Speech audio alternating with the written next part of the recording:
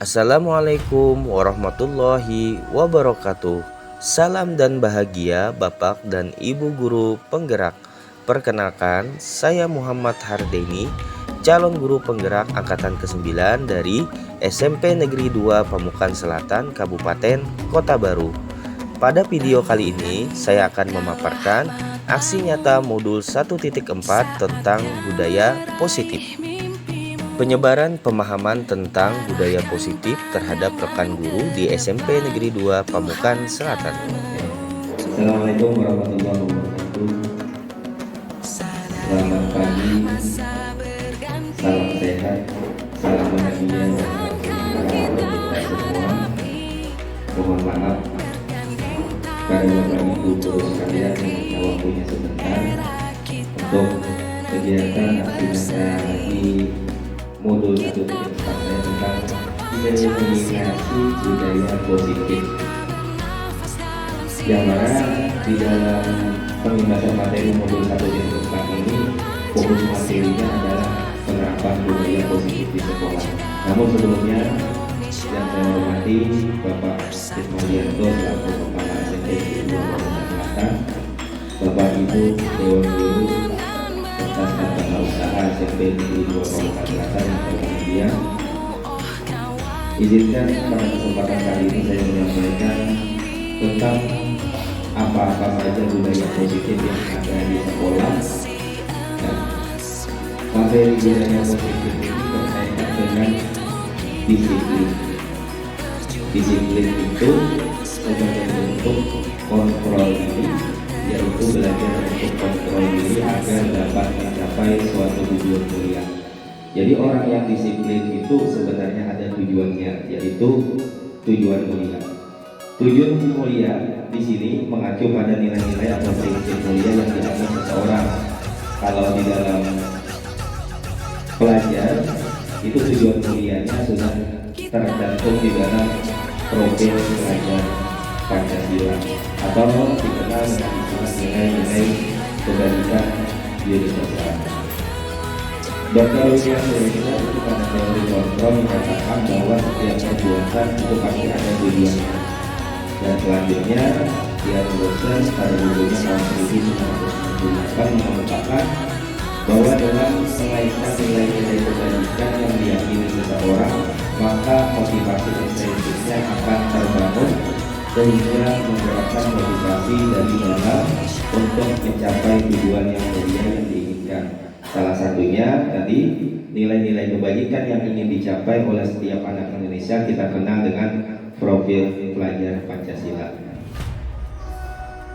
Jadi dalam menerapkan disiplin ada beberapa motivasi, teori motivasi seorang anak itu bertindak disiplin. Yang pertama karena adanya hukuman, kemudian yang kedua karena adanya penghargaan, dan yang ketiga ini yang benar karena restitusi. Jadi menurut Diana Gosen,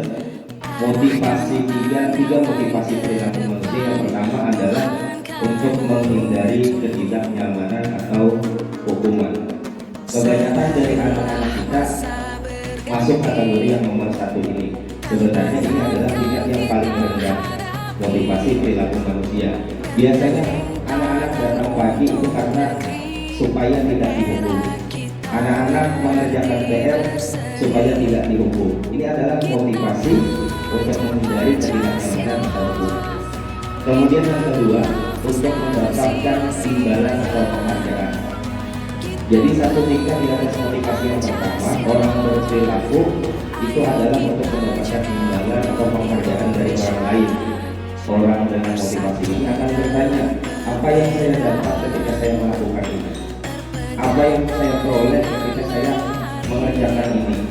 Jadi semuanya dilakukan semata-mata karena imbalan atau penghargaan dari orang lain. Kemudian yang ketiga, untuk menjadi orang yang mereka inginkan dalam tanda kutip menghargai dirinya sendiri dengan nilai-nilai yang mereka percaya. Orang dengan motivasi ini akan bertanya, akan jadi seperti apa kita ini? Seperti mereka melakukan sesuatu karena nilai-nilai supaya aku disiplin, aku datang tepat pada waktunya. Supaya apa? Supaya nanti ketika saya berada di dunia pekerjaan, saat saya bekerja, saya bisa merasa nilai-nilai disiplin itu. Jadi itu yang muncul dari dalam dirinya, bukan karena ingin tidak dapat hukuman dan ingin dapat penghargaan dari orang lain. Jadi itu adalah teori motivasi. Kemudian untuk mencapai itu, sebenarnya dari anak-anak kita itu melanggar suatu aturan atau disiplin itu karena 5 kebutuhan dasar manusia yang tidak terpenuhi. Kebutuhan dasar manusia itu terdiri dari 5. Yang pertama adalah bertahan hidup, makan, pangan, dan papan, itu masuk keduanya. Kemudian kesenangan, kemudian penguasaan, kasih sayang, dan yang terakhir adalah kebebasan. Ini untuk penjelasannya. Untuk kebutuhan bertahan hidup itu adalah kebutuhan yang sifatnya fisiologis. Kalau yang keempat itu psikologis. Misalkan contoh, seorang anak itu tidak diberikan uang jajan, maka ia mencuri atau membajak temannya. Alasannya kenapa? Karena ia lapar, tidak dibawakan bekal makan siang. Maka tindakannya melanggar aturan tersebut karena kebutuhan dasar bertahan hidupnya tidak terpenuhi. Kemudian karena kasih sayang dan ingin diterima atau rasa ingin diterima.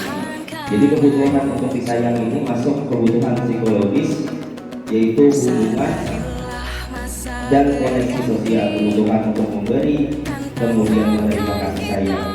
Misalkan anak sering jahat dengan temannya, karena kenapa alasannya? Karena dia dijauhi, kadang dikawani oleh kawan-kawannya. Jadi dia mengumpul temannya, maka itu adalah kebutuhan dasar yang tidak dipenuhi adalah kebutuhan rasa kasih sayang dan rasa ingin diterima. Kemudian lanjut penguasaan. Penguasaan ini adalah kebutuhan yang berhubungan dengan kekuatan. Contoh-contoh peserta didik yang semacam ini cocok untuk menjadi pemimpin, walaupun saat itu kelas pemilihan kedua kali dia tidak terpilih. Jadi dalam kasus seorang murid misalkan merasa hebat, merasa jago, jadi temannya takut, semua keinginannya harus dituruti. Akhirnya dipanggil oleh guru BK, kenapa kamu jahat? Ternyata sebetulnya siswa tersebut adalah berusaha memenuhi kebutuhan dasarnya tentang kekuasaan. Selanjutnya yang keempat itu kebebasan. Kemudian yang kelima itu adalah kebutuhan berdasarkan kesenangan. Jadi ini adalah 5 posisi kontrol. Supaya lebih jelas, kita 5 posisi kontrol ini kita tonton videonya aja.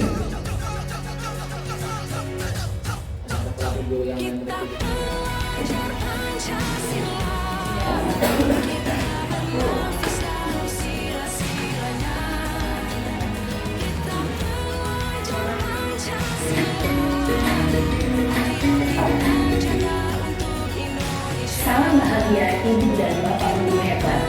Dalam penerapan disiplin positif restitusi, salah satu program yang dikembangkan adalah 5 posisi kontrol. 5 posisi kontrol dalam restitusi adalah proses perjalanan seorang pendidik agar dapat mengenali dirinya. Pada video kali ini, kita akan membahas tentang 5 posisi kontrol yang dikembangkan oleh Diane Gosser dan contoh penerapannya.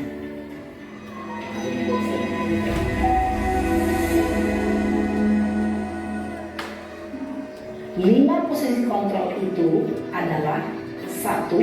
Posisi penghukum, 2. Posisi pembuat merasa bersalah, 3. Posisi teman, 4. Posisi pemantau atau monitor, dan 5. Posisi manajer. Untuk lebih memahami kelima posisi tersebut, mari kita saksikan kasus Naren yang terlambat hadir 20 menit di sekolah dan melihat bagaimana kelima posisi kontrol dalam menghadapi masalah tersebut.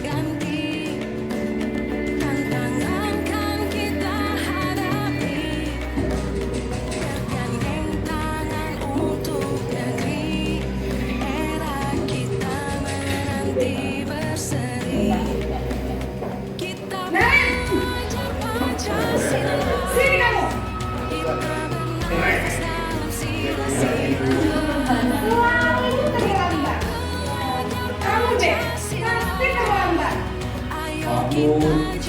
Saya Apa? Apa coba? Alasan kamu apa lagi? Kapan sih kamu tidak terlambat? Malas sekali ya kamu jadi anak. saya Dasar pemalas. Gak kapok-kapok sih kamu. Sudah berapa kali terlambat? Sana, kamu keliling lapangan basket 2 kali. saya harus beli lapangan basket Bu. Kenapa? Kamu malah ibu. Berani-beraninya jawab. Sudah terlambat, masih berani jawab pula. Sekarang, keliling lapangan basket 5 kali sekalian. Biar kapok. Cepat. Pergi sana ke lapangan basket. Posisi penghukum biasanya berbicara dengan nada tinggi, menghardik, menunjuk-nunjuk, menyakiti, dan menyindir. Hukuman bisa berupa fisik maupun psikis. Ibu dan bapak guru hebat. Dampak yang terjadi pada murid ketika guru berada pada posisi penghukum adalah murid cenderung akan memberontak, bahkan melakukan dendam.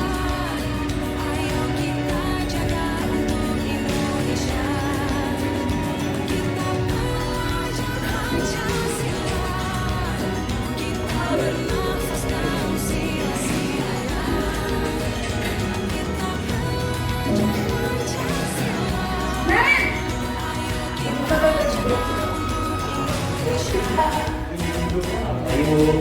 Naren, kamu kenapa terlambat lagi, nak? Ya Tuhan, Naren, kamu senang ya bikin ibu susah ya? Kalau kamu terlambat lagi, nanti ibu yang ditegur bapak kepala sekolah, nak. Disangka ibu tidak bisa membina kamu. Duh, gimana ini? Maaf Bu. Duh, Gusti Naren, kamu suka ya kalau ibu tegur bapak kepala sekolah? Terus, sekarang ibu harus tulis apa yang di buku absen? Ini kamu sudah sering terlambat loh. Ibu harus apa coba? Maaf Bu. Maaf sekali. Ya sudah, lain kali jangan bikin ibu susah lagi ya, nak ya. Ibu tidak akan kuat lagi kalau kamu begini terus. Bisa jantungan kalau ibu tegur bapak kepala sekolah. Sana cepat, kelas. Maaf ya Bu. Maaf sekali. Posisi membuat rasa bersalah, berbicara dengan nada tenang, cenderung menurutkan, namun kata-kata yang diutarakan membuat murid merasa menjadi orang yang gagal, memandang dirinya sendiri, merasa tidak berharga, dan tidak sanggup membahagiakan orang lain. Ketika guru mengambil posisi pembuat rasa bersalah, murid akan menganggap dirinya yang bersalah dan ia akan menyimpan emosi negatif tersebut di dalam dirinya.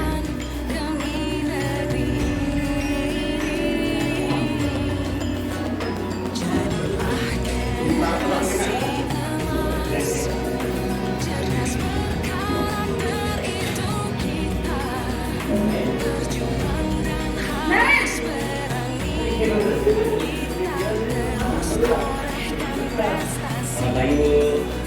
Wah, sudah jam berapa ini, nak?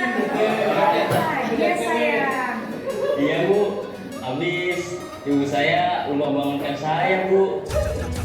Kamu malah menyalahkan ibu kamu. Kamu bukannya anak yang larinya paling kencang. Kok terlambat sih? Iya Bu. Saya memang terlambat bangun tadi. Jadi biarpun saya lari kencang, tetap nggak kekejar Bu. Ya sudah sana. Nanti lain kali larinya lebih kencang lagi ya. Biar gak terlambat lagi. Bikin senang ibu. Demi ibu. Bisa kan? Bisa lah Bu. Sudah sama sekolah. Ibu beresin urusan absen kamu. Kamu ini ada-ada saja. Dalam meski teman, guru berbicara dengan nada suara ramah, akrab, cenderung bersendal gurau untuk menjaga suasana tetap santai. Murid akan merasa senang, aman, dan akrab dengan guru. Identitas yang tercipta adalah identitas sukses atau berhasil. Namun, perlu diingat, karena ini masih dorongan eksternal, maka ada faktor ketergantungan dari murid kepada orang tertentu. Di sini, guru aksennya, sehingga di lain waktu, murid bisa berperilaku baik, namun hanya kepada orang-orang tertentu saja.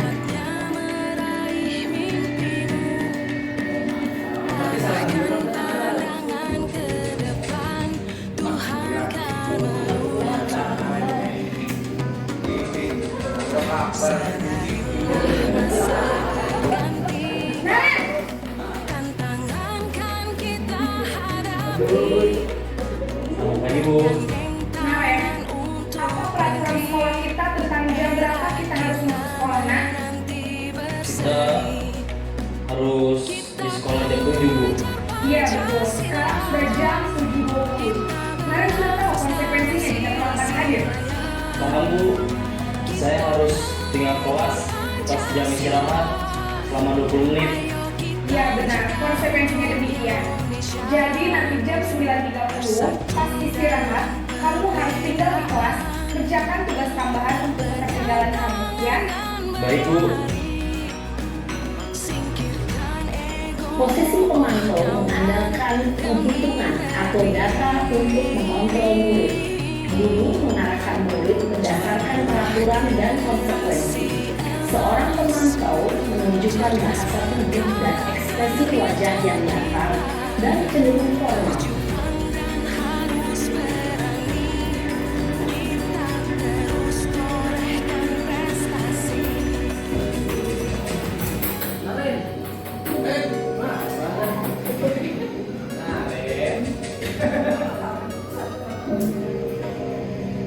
Naren!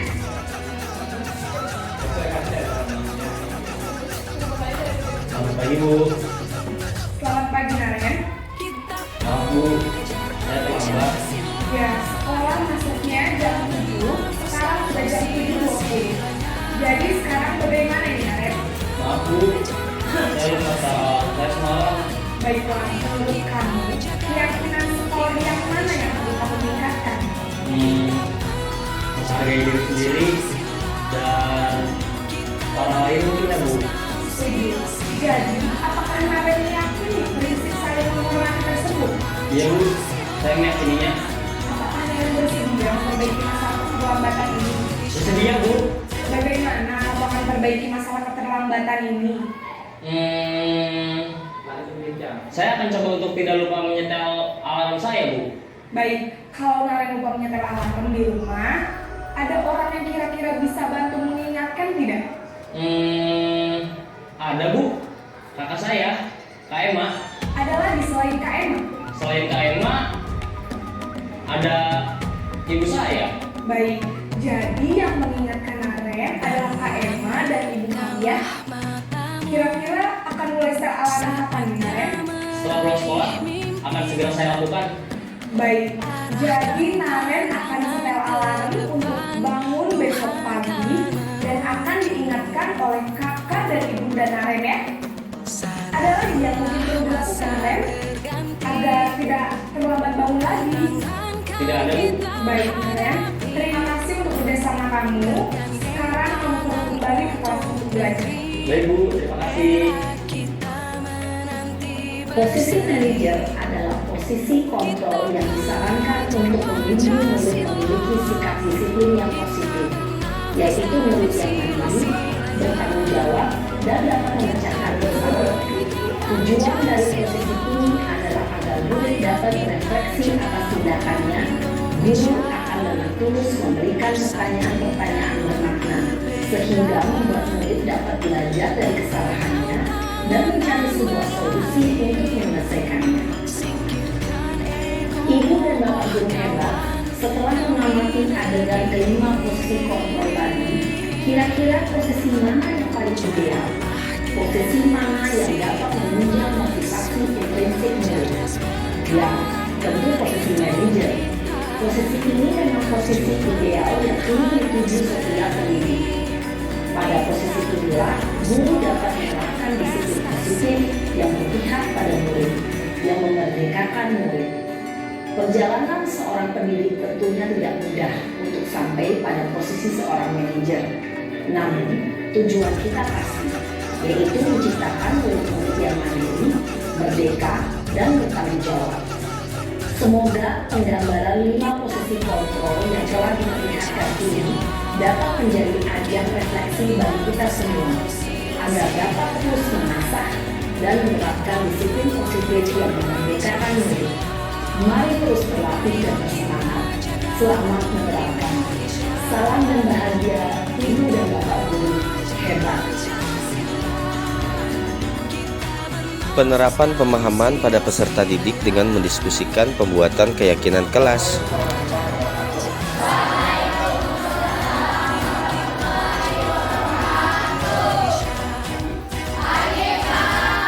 Bagaimana kabar kalian hari ini? Baik. Ya. Di sini pada hari ini kita akan membuat sebuah bentuk kesepakatan kelas, yang mana kesepakatan kelas itu merupakan bentuk dari aturan. Kalau yang disebut aturan, apa-apa saja tindakan yang boleh dilakukan di dalam kelas, kemudian apa-apa saja tindakan yang tidak boleh kalian lakukan selama berada di dalam kelas. Jadi kesepakatan itu sama dengan semacam aturan, tapi menggunakan kalimat-kalimat yang lebih positif atau lebih membangun. Karena namanya kesepakatan, berarti nanti pada saat pelaksanaan kita sama-sama melaksanakan. Bapak tidak boleh melanggar, kalian pun tidak boleh melanggar. Seperti itu juga sebaliknya, namanya kesepakatan, maka kalian juga sepakati. Kalian yang nantinya akan menentukan peraturan yang ada di dalam kelas. Namun sebelum kita memulai kegiatan pembuatan kesepakatan kelas, Bapak ingin tahu dulu, hari ini siapa yang sudah hadir? Hadir semua.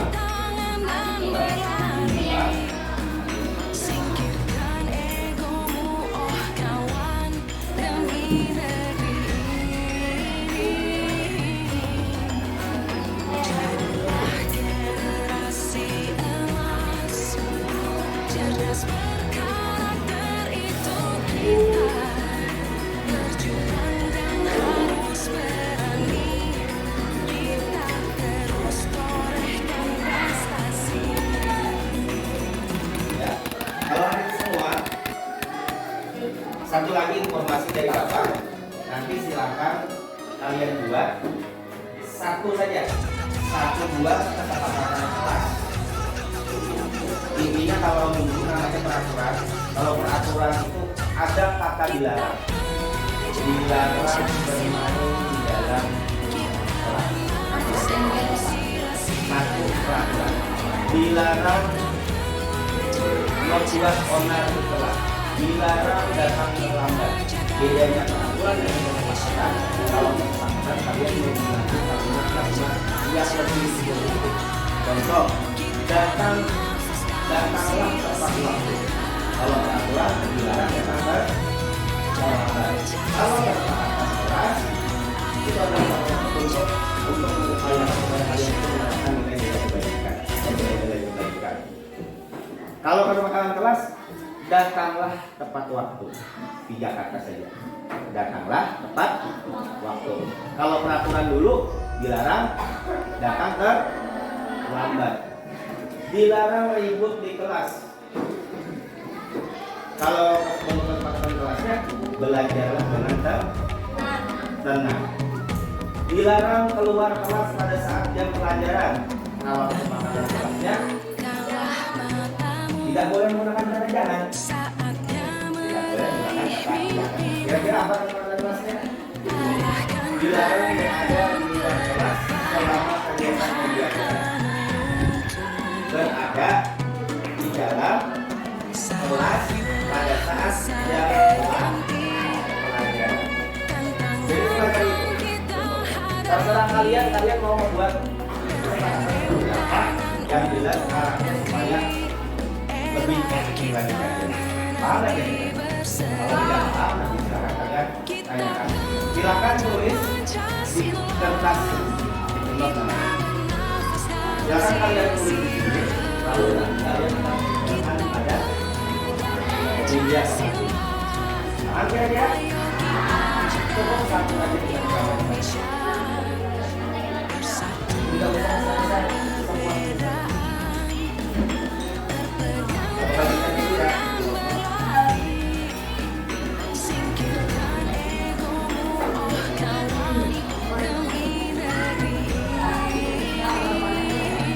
Ini hati-hati pegang belakangnya karena ada remnya.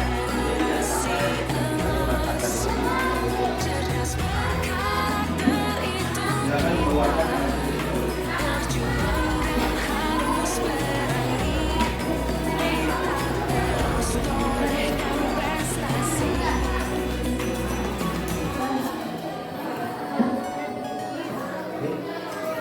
hati-hati lengket nggak mau. Menulisnya di bawah. Satu kalimat saja tidak usah banyak.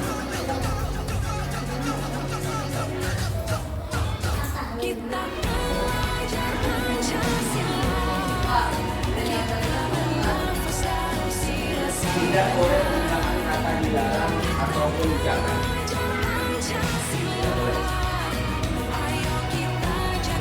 Kalau dilarang dan terlambat, apakah yang dilakukan berarti datanglah cepat.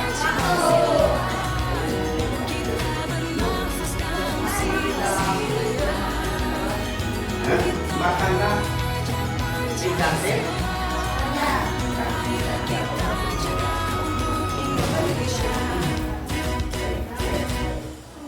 Orang tua itu warna.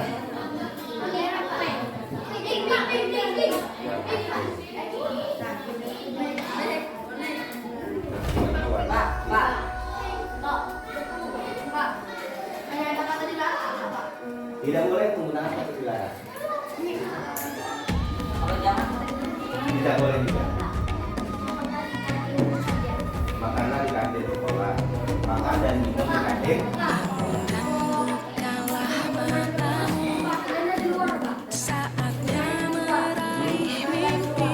Bermain di saat jam istirahat. Jam kosong. Tidak ada jam kosong.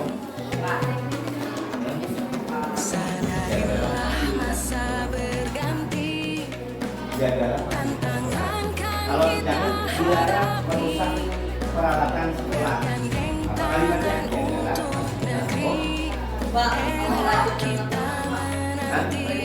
Ya itu kalimat. Ya. Kalau laki-laki sebagai santai saja.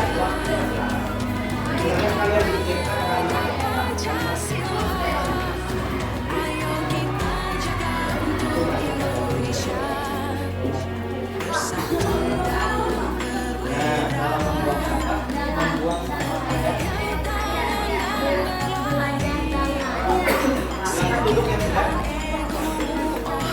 Satu lagi berpakaian yang rapi.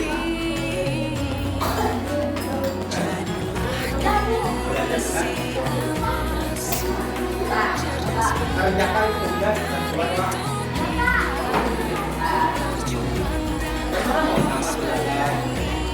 Nah ini sudah ya, silakan. Ya. Ya, sama saja. Silakan datang dulu. Yang sudah silakan tempel.